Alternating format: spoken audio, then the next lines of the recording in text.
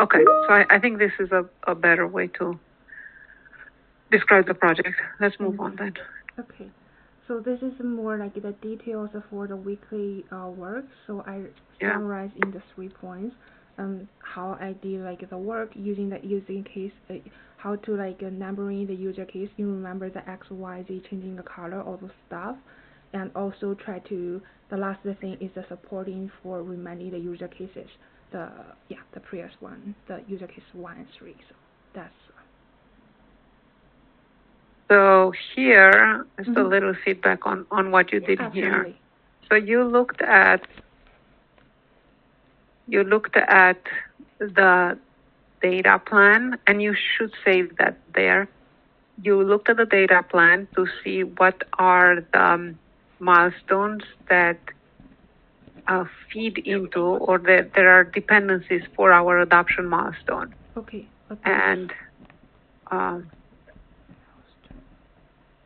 yeah. So I looked at this briefly. So up to here I did. What I wanted you to also do was I was hoping that you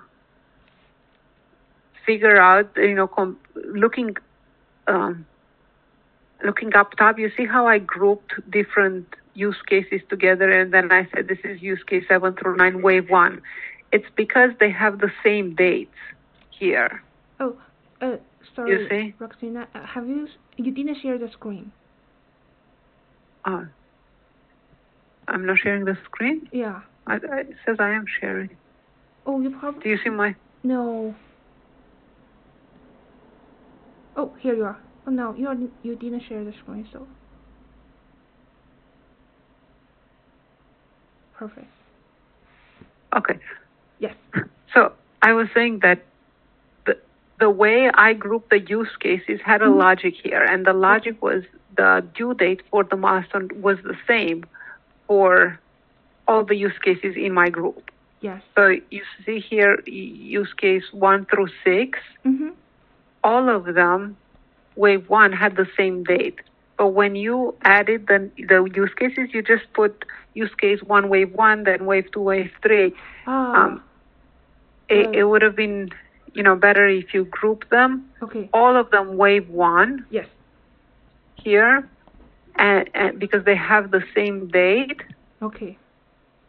And then you have a total here. Okay. Just like I did up top. Okay.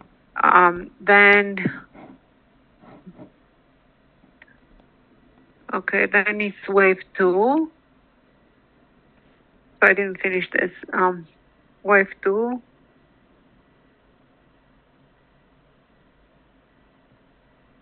Yeah, so maybe you can go back and complete this. Yes. Just review this. Like you see, you have to see the pattern. Like here, instead of saying, I copied from above, but instead of saying use case 7 through 9, it's use case 10, 12, 13 through 18, wave 1. Okay. 10, 12, actually 14 through 18, wave 1. Okay.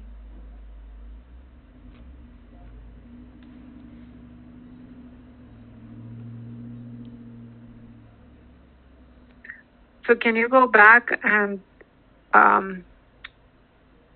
finish this? Yes.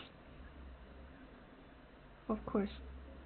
My bad. Sorry, I didn't check into the detail for how you grouping.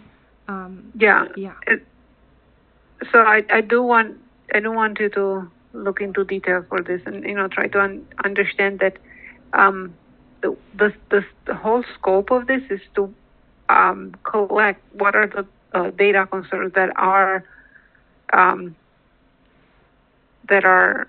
we're working on. So and this is at a high level. That's why you're taking data from the chevrons. But then the next step after this is to get the details, and that's what I try to do with you. And we run into that question that we had for, I don't remember which use case, 5 or so. So we need the use case lead to explain to us how to use that, how to derive the details of the summary that's on that tab with the walk. Okay. Okay, but ultimately, when I use this file, I want to see. I want to be able to sort by total and see for use cases 1 through 6, wave 1, because they have the same timeline, how many data concerns I have. So this is the meat of your project. Okay. You are creating a tracker for data concerns in various stage of the DOM process, in various, yeah. Stage. So let's go back to your slide now. Okay. And apologies, I do have a 3 o'clock, so we have to move a little bit faster. Absolutely. This is the last page, so yeah. So you want to share your screen again Yep. so we can see? So given this information that I gave you, try to think about this a little more, because, just to say correcting the numbering error, yes. of that sounds like, what kind of error are you talking about, Okay. First, there wasn't any error. You created something from scratch. Yeah. So you have to explain, that the meat of your project was creating a tracker for data concerns in various stages of the DOM process. Okay. DOM process. For all the use cases in scope for finance. Okay, in scope for the finance. Okay, and also look at the data milestone to fit into the adoption milestone rather than the remaining the user cases. Yes. You're definitely not remediating any use cases. That's creating a new user case. Yes. Yeah. So work on this a little more and send it back to me. I will edit it directly in the presentation. What's your last page? There is the last stage is the next week, but this week is just make sure I review with my manager. That's it. So page 5 is next week? Yes. What do you mean? So this week, I need to book a meeting with my manager, which is you, to review my presentation. And the next week is like to submit the presentation. So that's the whole plan. But what is slide 5 of this presentation? Oh, so sorry. I heard about wrong. What I learned is key takeaways. Yeah. So this is part of the presentation too? Yes. Okay, so let's look at this. This is the last page. While